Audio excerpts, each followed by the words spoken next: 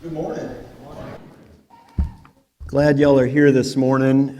If you're visiting, I'm not the usual guy up here, so if you don't like it, come back. Be somebody. The other guy has a lot more experience, so no, we miss David and Marlene this morning. We'll be glad to have them back. Hey, before we get started, I wrote this in the bulletin article last week, but now I have a microphone so I can say it in person. I just want to thank you so much for your generosity 2 weeks ago. We mentioned that we had 6 Christmas angels, and David mentioned that from the pulpit, and at the end of service, I had people just handing me money, and somebody said, man, you're going to need a bigger Ziploc bag. And they were right. We ended up with the money that y'all donated. It was over $1,700, which is crazy. We bought all of these gifts that day for 6 angels, but then we were also able to go back and shop for 5 more. So we were able to bless 11 people, and just so thankful for that. Also want to say thank you. Y'all have been very kind to our family. You have shown our family lots of kindness with Pat going through his surgery and all of that. And we've gotten lots of cards and gifts and goodie bags. And so just thank you for thinking of him during this time. I also want to give a shout out. If you got to be here, this auditorium was full 2 different times yesterday for Rainbow Kids performances. Julie and her team of teachers over there, they do a great job. That is a blessing to our community to have Rainbow Kids, and Julie does a great job leading that, and just awesome time, fun time, getting to see all the little kids. They did a good job. The teachers did a good job. It was a good day. And so, yep.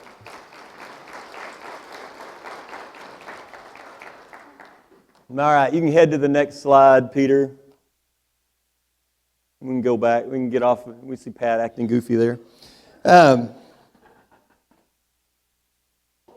Hey, at this time of the year, families, we spend a lot of time around a table. We're only a few weeks removed from Thanksgiving. Christmas is going to be here in a week. Oh, there you go. There's a good family meal. Yeah. You can just leave it on that one for a while. That'll be a good one to see. The PowerPoint's real short today, so. But holiday meals are something that we look forward to. We gather together, we share stories, we share a meal. There is something special about being with loved ones and fellowshipping over a delicious feast. And even if the food's not that great, right? It's more the time together, the joy we find in the people that we're closest to, the opportunity to catch up with people that we might not have seen lately, the feeling of being home, right? Of being able to just be somewhere and feel truly welcome. It really is special. We love it. And at least I love those parts of the meal. However, hosting a feast, when it's at your house, it's a little different. Even though we love the times together, it's a lot of work. And apparently, it's a ton of work. I've always kind of known that hosting was a lot of work in some vague way, where I watched other people work hard and thought, that's a lot of work. But last week, I got to learn that firsthand. Patrick's basketball team was playing in a tournament in Poolville. So in between their games, we, and by we I mean Ashley, invited the team over for a meal and to spend some time at our house when they weren't playing in their games. And I didn't have to do this just once. Since the tournament was multiple days, Ashley signed me up. I mean, we volunteered to have them over twice, Thursday and Friday. And in all reality, we were really glad to do this. And we did have a good time, but Ashley was teaching these days. So it meant that she volunteered me to host the team twice, alone. And I quickly found out that hosting is not on my strengths list. I tried to do my best Ashley impersonation. And I managed, but I am no Ashley. And Y'all can amen that if you want. I know my limits. So using these terrific hosting skills that I have, on Thursday, I cooked up some of the finest hot dogs that you can buy at Dollar General, followed by Chips Ahoy, chewy, because I'm a youth minister and I know what the kids like. And on Friday, we had some sandwich sliders that we bought from Brookshire's. And once again, followed by chewy Chips Ahoy. Not leftovers. This was a new package, just in case you were beginning to question my hosting skills, right? And in hosting these meals, and even though Ashley was super kind to me and chose extremely simple things for me to prepare or take the lid off of, she knew who she was dealing with. Hosting was hard, right? There was always something to do, or there was always someone running out of something, or someone needing something. It never stopped, right? I'm like, man, you people. But I always felt like I was a little or a lot behind. And it really did give me a great appreciation for the great hosts out there. The ones who can see what is needed before something runs out or the line backs up, right? The ones who know what food items need tongs and which one needs a serving spoon. The ones who can use their Jedi powers of hospitality to multitask and just keep everything kind of running smooth. And thinking back over years and years of all the holiday meals that I've shared with my family and all the many wonderful hosts that I know and my subsequent lack of a hosting ability, it got me thinking about the Lord's table. And about what it means being adopted sons and daughters of the King. About being blessed to feast at the King's table. And I began to think about what a good host our God is. The food's amazing, the company is terrific, and everything seems in order. It's quite amazing that God even invites me to His table. It's a feast that I definitely do not feel fit to be at. There's so many others that are so deserving. More deserving. It's a feast where I look around and I feel a little bit like this guy. You can go ahead and go to the next one. Peter there. Yeah, this guy. We'll get there. There we go. Feel a little bit like this guy. Look around and feel a little bit like a Cousin Eddie. You know, I mean, if you've seen Griswold, you know Cousin Eddie.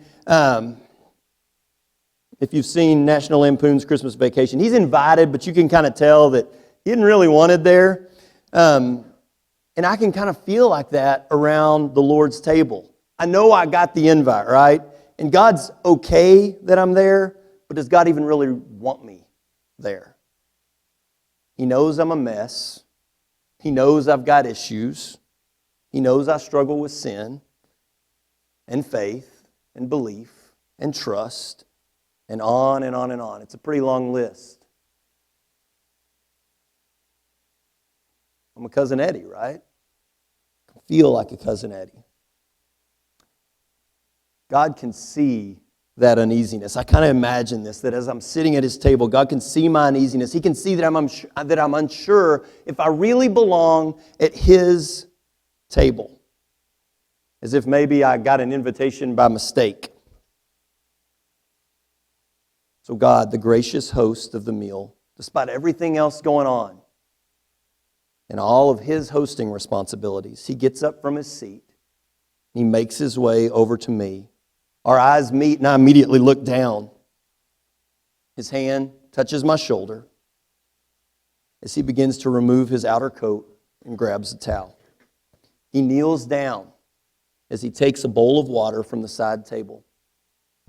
Can't be. I won't let this happen. I'm not worthy or even sure I'm in the right place. Like Peter does with Jesus, I want to refuse. But as the Lord begins to wash my feet, the gentle words of assurance roll off my Father's tongue as if He truly believes them. He says to me what David said to Saul's descendant Mephibosheth, and what was read this morning by Rylan. son, you shall always have a seat at my table. Like the prodigal coming home to feast once more at his father's table, or Mephibosheth being welcomed into the family of the king and shown kindness that they didn't deserve, our God gladly seats us at his table and says, you are welcome here. You are more than your struggles and the things you lack. You are dearly loved. You are family. You are mine, and you are home. I imagine God kind of looking around and going, Lance, look around. We've all felt like Cousin Eddie's, right? He said, but I've been working with struggling humans since Adam and Eve, what Damon was talking about, right? That's what he does. He says, but with me, in my hands, wondrous things can be. You lift your eyes up and you begin to look around at the multitude sitting around the table. It's a big table. You start to see people you've read about. Seated to your left is Abraham the faithful, the father of many nations, and former liar. To your right, you see Moses, the deliverer of the Israelites, and once fugitive murderer. Farther over, you spot David, the great king with a heart like God's, and former adulterer and murderer. Seated across from you is Jonah, the great evangelist and once disobedient runner. As you look around, you see Peter the rock and former denier of Christ. And look, there's Paul, the guy who wrote much of the New Testament and former killer of Christ's followers. And on and on and on. And it does make me glad that the Bible is not just some highlight reel, right? That it gives us the backstory and lets us see that God uses us, broken, messed up, us, to accomplish His tasks in spite of our sins and our struggles. He doesn't wait till we get it together for us to be useful. He meets us where we are and transforms us through the experiences that He lays before us. He just asks that we join Him and that we allow Him to work. He asks us to sit at His table, eat with Him, talk to Him, to spend some time in His presence. He is joyful. We're with Him. Man, and the longer we sit at His table, the more we learn what it means and what it takes to be like our host. And while we might feel like a Cousin Eddie, God definitely doesn't see us that way. God's table is this wonderful table of love where grace and mercy are given in abundance. A place where transformation takes place. A place where I'm welcomed and God is patient with me. It's a place where I learn what it looks like to serve others and what it means to be humble. It's a good table to be at. A good table to be invited to. But this is the tale of two tables. So when I take a step back and I start looking at my own hosting ability, and when I contrast God's table, right, that I'm invited to the table of my own heart, the table I invite God to sit at, I'm ashamed. Damon referenced it in his communion focus, but Revelation 3:20 says, "Here I am, I stand at the door and knock. If anyone hears my voice and opens the door, I will come in and eat with that person, and they with me." Man, so God knocks, and I open the door, and in all honesty, my hosting skills, just like in real life, are more than lacking. And I want to take a second just so you know that I'm talking about my table here. I don't want to make assumptions about your table. You may be doing just great. So this is all about my table. You may be a way better host than me. But maybe, just maybe, your table looks a little like mine and you can kind of relate. Because, man, I invite him in. I take him to the table, except it doesn't look much like a dinner table at all. There's really no meal laid out, not even Dollar General hot dogs and crunchy Chips Ahoy, which nobody likes. In fact, I'm not even sure I get around to offering him food. Almost act like that he should feel fortunate that he has a seat at my table. Right? And maybe I don't do this with my words so much because I know the routine. I do tell him that I'm glad he's here and how much he means to me and that he is welcome. And then I show him to his seat, or I at least point and say, God, you can sit over there, right? Because the table in my heart's not so much a dinner table. It's more of a conference table. Think a boardroom. Think Miles Finch at Greenway Publishing, right? Something like that. It's like I invite Jesus to this board meeting when he invites me to a feast. And it's all a little crazy. The Lord of Lords, the King of Kings, the giver of life eternal, the one who sent his only Son for me and for you. I just give a common seat among so many others. The one who should be placed in the highest seat of honor at my table, the rightful one to be seated on the throne of my heart, becomes my cousin Eddie. Welcome, sure, but not always wanted. Present, but without much of a voice over what is going on. Often ignored and seen as more of just a duty to have him there. I know he's supposed to have a seat. Than as an honored guest. He's just another member of the board. And really, if I'm gut level honest, he's just kind of getting in the way of what I want to do sometimes. I definitely won't be removing my tunic and grabbing the wash basin. I got important stuff to do. The God of all things left to compete for my attention and devotion with a myriad of sins, tasks, and things I have allowed to become more important than what should be most important. What am I doing, right? Who am I giving a voice over my days? Who am I allowing to direct my steps? Who or what am I allowing to sit at my table? What am I doing? How poor of a host can I be? But it's not all bad news, right? So don't fret. This tale of two tables has an amazing opportunity and an even better ending. The solution may not be as difficult as it seems. To begin to transform the table of my heart, to look more like my King's table. I simply just need to give up my seat at the head of the table. Which is easier said than done, right? Simple to say that. But if we can truly trust what Jesus says in John 10:10, where he says he came to give us life and life to the full, if we can truly believe this, then we can begin to hand over the reins and give God control. And man, when we can hand over hosting responsibility to the hosts of all hosts, knowing what it said, that Romans 8:28 is true, that he's working for our good and the good of those who love him, right? Romans 8:28 says, and we know that in all things God works for the good of those who love him. When we know that, right? When we know that God is working for our good, we can hand over the reins a little easier. And when we're not sure what to do next, or we're not sure what our next hosting responsibility is, or how we're supposed to handle what comes up in our path, then we just imitate our host. We take off our outer coat, we grab a towel, and we look for some feet to wash, some people to serve. We begin to look outside ourselves as God transforms what's on the inside.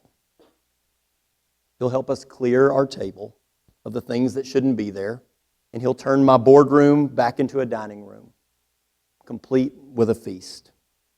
And that's really the take-home for today. Go ahead and go to that next one, Peter. Peter, help me out. The font earlier was like micro font. You would have never been able to see it. He was like, you might want to change that, Lance. And he was right. I did. It was so. But the take-home is pretty easy, pretty short today. Maybe not easy. Short. You have a seat at the Lord's table. First thing. You have a seat. You are no cousin Eddie.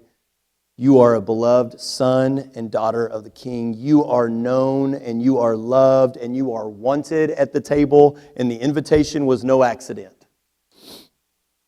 Second thing, we've got to ask God to be the resident host of the table of our hearts, right? We've got to give up our seat at the head of the table. And when we do that, we get to sit back and watch the transformation from boardroom to dinner table begin. And then the last thing, man, we learn from our host, right? We serve. We grab a towel, we grab the basin, and we look around for people to help. Y'all have done that, right? You did that 2 weeks ago in crazy ways for Christmas Angels. We are blessed in the fact that we have a lot of people here looking for a lot of feet to wash. And I learn from you guys all the time about what it means to be a true servant. So thank you for that. But sometimes it's easy to get so wrapped up in our own stuff that we forget to look around for some feet to wash. And so today, you're invited to the Lord's table. You have a seat at the feast. Your Father loves you and wants you there. And if you haven't accepted His invitation, if you haven't accepted the salvation that He offers through the blood of His only Son, if you haven't been baptized, there's no better day than today. If you have taken the name of Christ, but the table of your heart needs some work, if you need to give the Lord a better seat at your table, He longs to be the host of your heart. He longs to see your table transformed so that it better resembles His table. And He's great at this, right? He transforms old into new, broken into whole, sick into well, dead into alive. So lay your burden down, every care you carry, and come to the table of grace. If you need anything today, come now as we stand and sing.